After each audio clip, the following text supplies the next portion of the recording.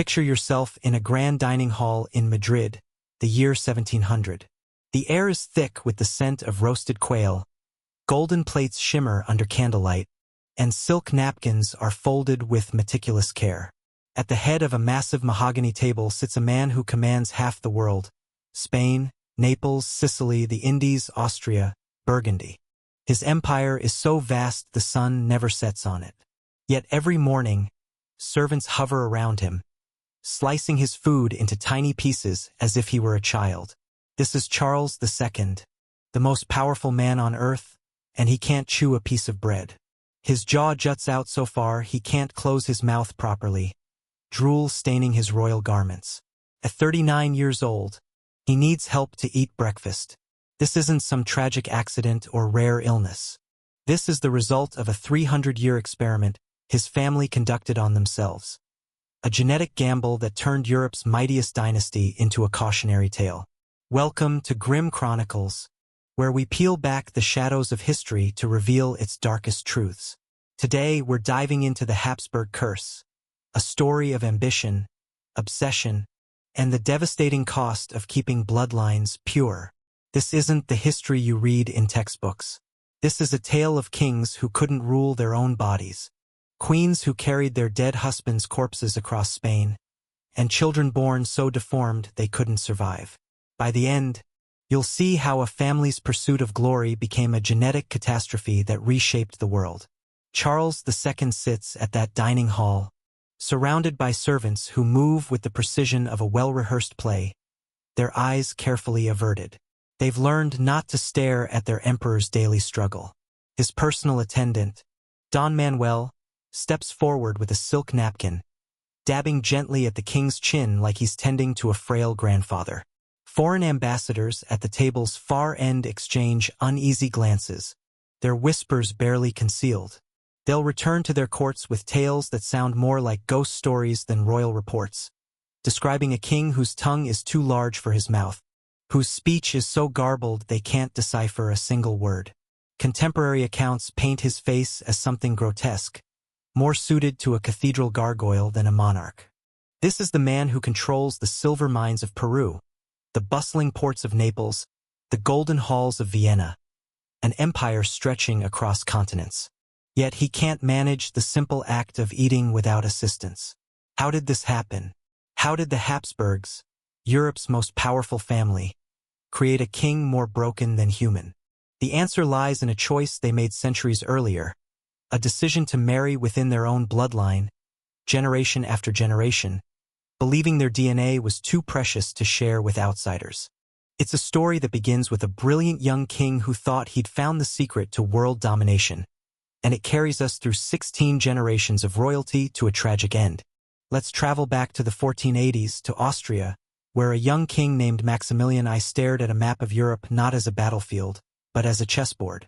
Europe was chaos, France pressing from the west, the Ottoman Empire expanding from the east, German princes fighting over every scrap of land.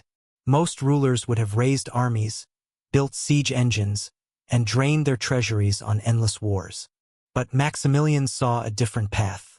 Why sacrifice thousands of soldiers when a single marriage could secure an entire kingdom? Why spend fortunes on war when a well-placed engagement could open city gates? He married his son Philip to Joanna of Castile, and with one wedding the Habsburgs gained a claim to Spain. Then his grandson Charles married Isabella of Portugal, adding another kingdom to their collection. The family motto, "Let others wage wars, you, happy Austria, marry," wasn't just clever wordplay, it was a strategy that reshaped the world. The results were staggering. Each cousin marriage brought new lands, new wealth, new power. Territories expanded without a drop of blood spilled. The treasury filled without emptying. Other royal families took notice, copying the Habsburg approach until European nobility looked like one massive family reunion. First cousins became standard matches. Second cousins were practically strangers. Marrying outside the family? That seemed not just unnecessary, but risky. Why dilute the bloodline when the strategy was working so perfectly? For a time, it was perfect. By the 1500s, the Habsburg Empire was unstoppable. Spain, Austria, the Netherlands, parts of Italy, chunks of the New World. The sun truly never set on their territories. Maximilian died in 1519, convinced he'd cracked the code for eternal power. His grandson, Charles V, inherited more territory than any human in history. Born in 1500, Charles was the living proof that the family's marriage formula worked. At 16, he was handed the keys to an empire that spanned Spain, Austria, the Holy Roman Empire, the Netherlands, parts of Italy, and trade routes across 3 continents. If you could drop him into today's world, he'd make modern billionaires look like small-time merchants. But Charles wasn't just rich, he was extraordinary. He spoke 6 languages fluently, negotiated peace treaties that lasted decades, led armies that conquered the Aztec Empire, and reformed a legal system that held the Holy Roman Empire together. Contemporary accounts describe him as the ideal Renaissance monarch. Strong jaw, clear speech, sharp mind. He followed the family playbook to the letter, marrying his first cousin, Isabella of Portugal, in 1526. It was a political masterstroke, securing Portuguese trade routes, unifying the Iberian Peninsula, and blocking French expansion. Isabella was beautiful, intelligent, and shared his vision.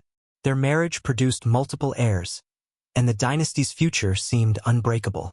Every European court looked at them and thought, "This is how you build an empire." If you look closely, though, the cracks were already forming.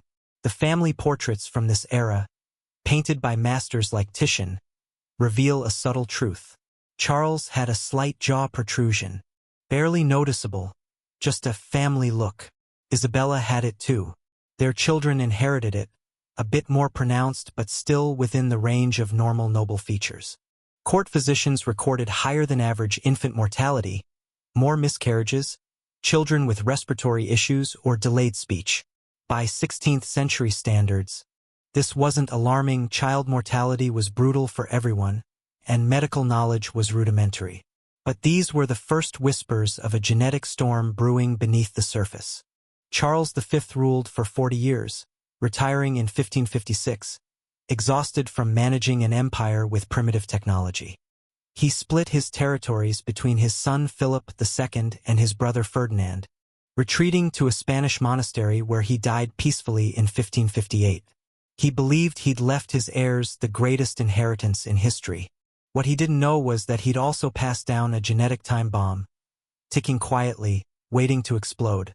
The Habsburgs were so caught up in their political victories that they forgot they were playing with DNA. And DNA always keeps score.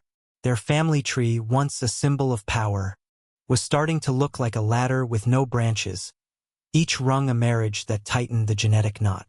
To understand how this knot began to choke the dynasty, we need to meet the woman whose story marks the first visible crack in their facade. A woman whose love turned to obsession, whose grief became a nightmare that echoed across Europe.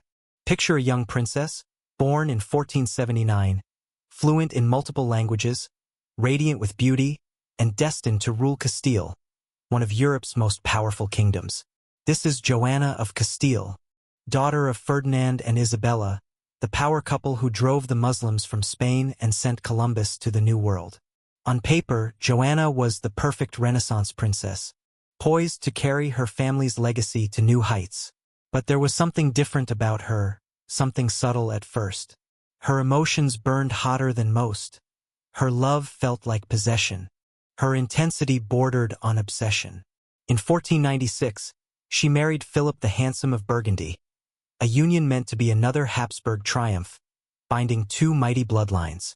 Philip was charismatic, politically connected, and undeniably attractive. Joanna fell for him the moment they met, her love so deep it consumed her entirely. Philip, though, saw the marriage as a transaction. He had affairs openly, spent months away from court, and only returned long enough to get Joanna pregnant before vanishing again. For most noble women of the time, this would have been a painful but expected part of royal life. Infidelity was practically standard, but Joanna's mind wasn't built for restraint. When Philip was away, she paced the palace halls for hours, refusing food, erupting into rages that left servants trembling. When he returned, She clung to him desperately, begging him not to leave. Her jealousy became the stuff of legend. She once attacked one of Philip's mistresses with scissors, shearing off the woman's hair in a fit of fury.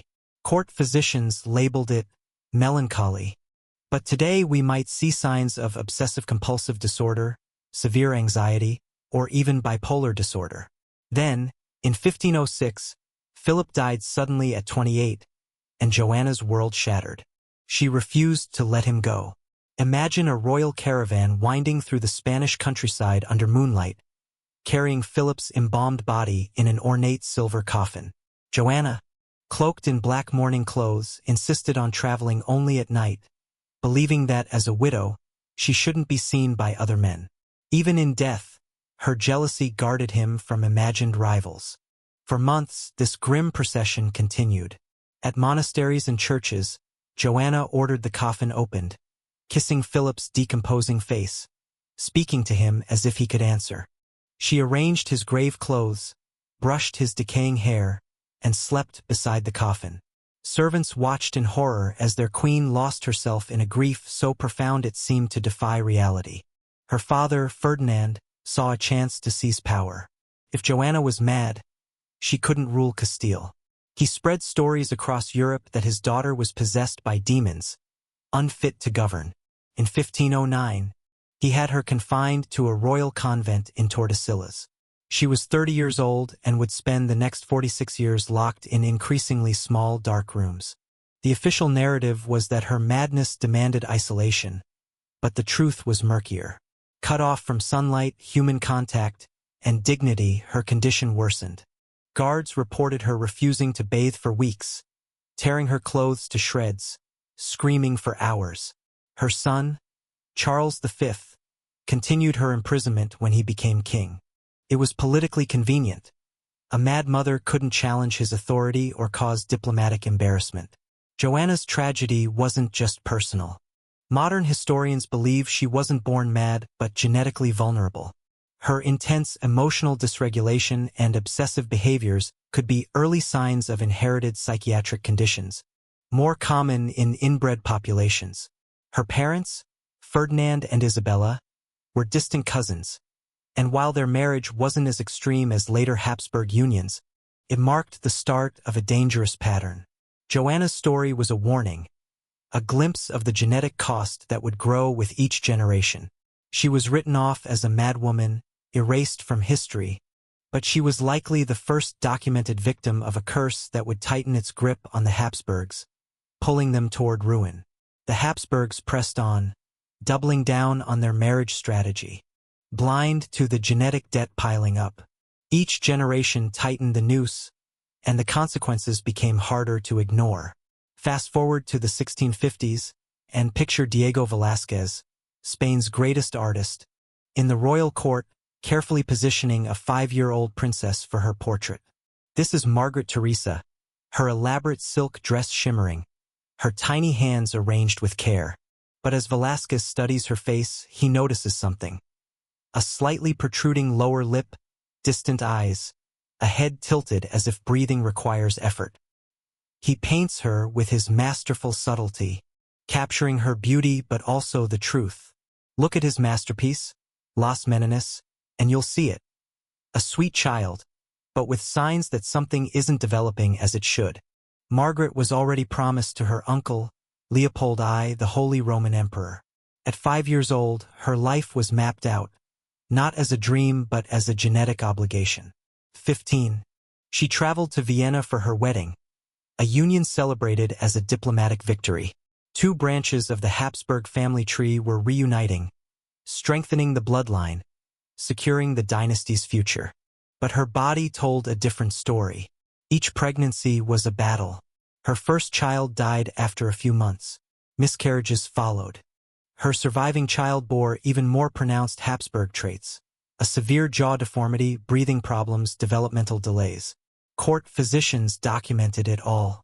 Margaret's difficulty speaking clearly, her respiratory struggles, a frail body drained by each pregnancy. They never linked these to the obvious cause: generations of inbreeding. To them, these were mysterious royal ailments, not the predictable results of a shrinking genetic pool. Margaret died in 1673 at just 21, her body collapsing under the weight of defects she never chose to carry. The court mourned her not as a young woman lost, but as a missed opportunity for heirs. Her siblings and cousins showed similar patterns: seizure disorders, learning difficulties, deformities that made childhood a struggle. The Spanish royal palace, once a beacon of power, had become a kind of specialized hospital, a monument to genetic destruction.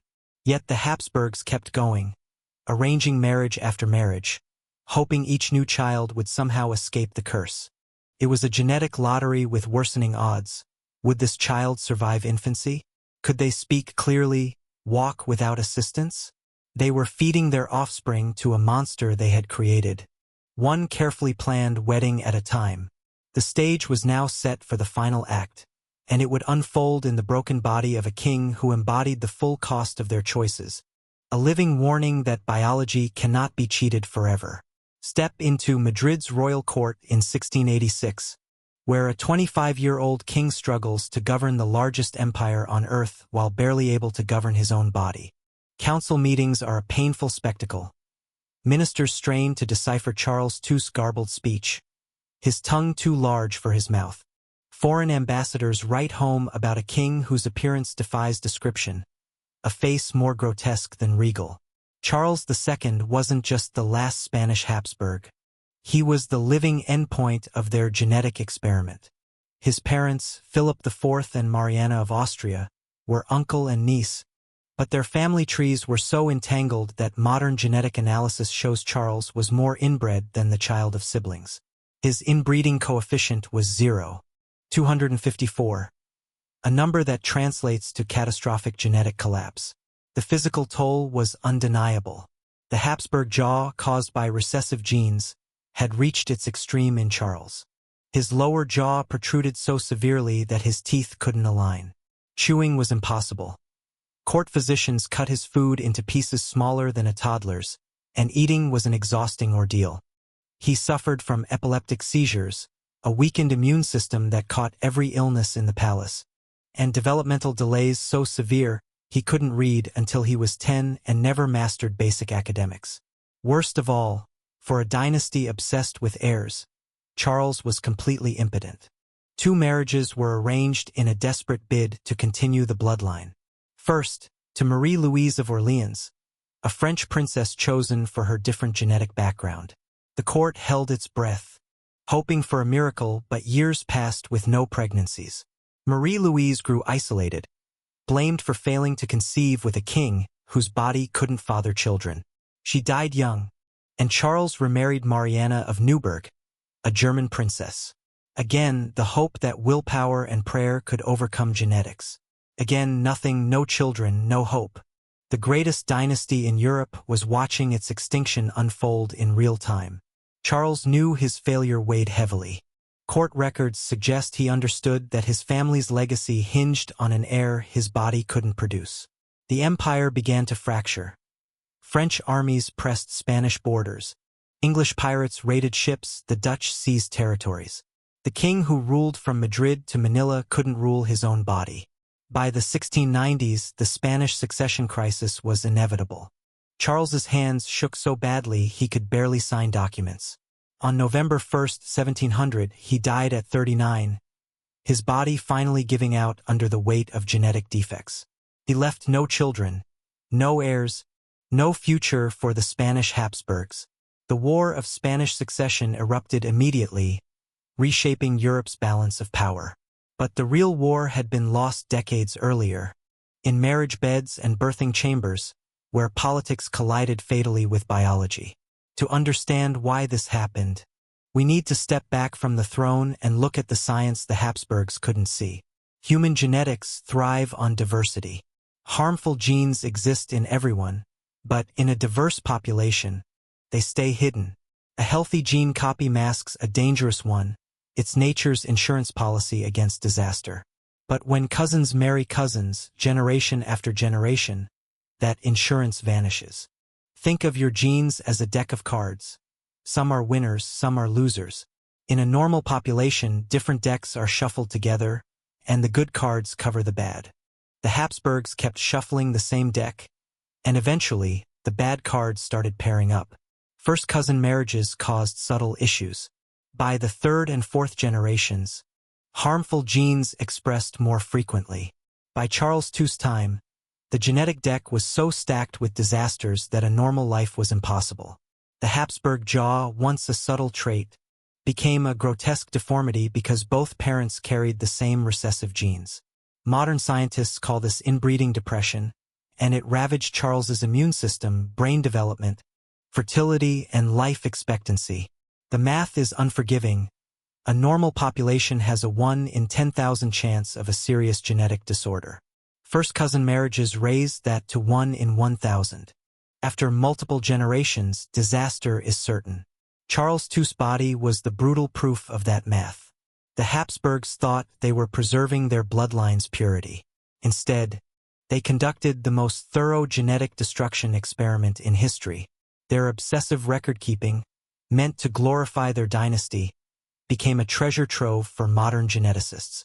The Habsburg family tree is a near-perfect case study of inbreeding's consequences, showing how harmful genes accumulate like compound interest. Their story didn't just end with Charles II. It sent shockwaves through Europe and beyond, teaching a lesson that resonates to this day. The morning after Charles II's death, Europe woke to chaos. The War of Spanish Succession erupted, a 13-year conflict that claimed hundreds of thousands of lives and redrew the continent's power map. All because one family's marriage choices produced a king who couldn't produce an heir. But in the decades that followed, something shifted in royal courts. Monarchies, perhaps sensing a pattern, began to rethink their marriage strategies. Uncle-niece unions became less common. The Austrian Habsburgs, survivors of the Spanish collapse, pulled back from the most extreme inbreeding. They didn't know the science. Genetics wouldn't emerge until the 1800s with Darwin and Mendel, but they saw the wreckage. The Habsburg tragedy was a silent warning, etched in the bodies of their children. When modern geneticists studied the Habsburgs, they found a 300-year experiment laid bare. The royal records, kept with meticulous detail, documented every birth, death, and deformity, creating the most comprehensive study of inbreeding's effects in human history. Today's genetic counseling draws on this knowledge, helping families avoid hereditary risks. Modern royal families, armed with genetic science, steer clear of their ancestors' mistakes, balancing tradition with biology. The Habsburgs taught us that genetic diversity isn't just beneficial, it's essential for survival. Their pursuit of bloodline purity became a cautionary tale about the dangers of genetic isolation, a lesson written in the bodies of kings and queens who paid the ultimate price. Here we are, at the end of this dark journey through the Habsburg curse, and I hope it's left you as haunted as it has me. This isn't just a story about a fallen dynasty. It's a reminder of what happens when ambition ignores nature's rules. From Maximilian's brilliant vision to Charles II's tragic end, the Habsburgs built an empire that spanned the globe, only to watch it crumble under the weight of their own DNA. Their tale shows us that strength comes from diversity, not sameness, and that even the mightiest can fall when they forget that simple truth. Thank you for joining us on this grim adventure with Grim Chronicles. If this story gripped you, hit that subscribe button and share it with someone who'd love to dive into history's shadows. What do you think? Could the Habsburgs have escaped their fate, or were they doomed from the start? Drop your thoughts in the comments, and let's keep the conversation going. We'll see you in the next Chronicle, where the past comes alive in all its dark glory.